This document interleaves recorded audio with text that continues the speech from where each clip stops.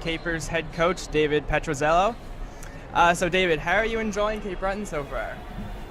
You know, my family and I really are enjoying Cape Breton a lot, Brett. The community is fantastic. Everyone's been very, very nice and welcoming and supportive of my wife, our two boys, and I. And we're trying to integrate as much as possible. It's only been 6 months, and it's obviously been a very busy 6 months. But we're still trying to get out there as much as possible, and we love it so far. Great.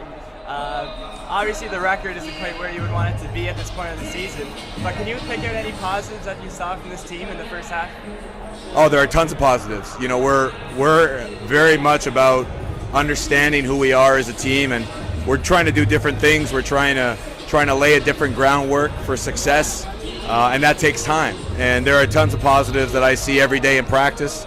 Every week where we went out and played in the first semester, we were getting better every week. We played better for longer, and we started off on the road, with a couple of poor performances at Dalhousie, but we followed that up with some really good performances, and had things gone differently in a couple different areas of the game, we could very easily have 3 or 4 wins on the board, and that means we're not far already. But we aren't going to short-circuit the process. We're going to stick to what it is that we're doing, and I'm very, very happy with the progress. But as I've said many times now, it's just about that time for that progress to start turning into some tangible performances week in and week out. Sure. And so, final question: what can we expect in the second half of the season now that the Christmas break is behind us? Honestly, I think what we should be expecting is continued improvement.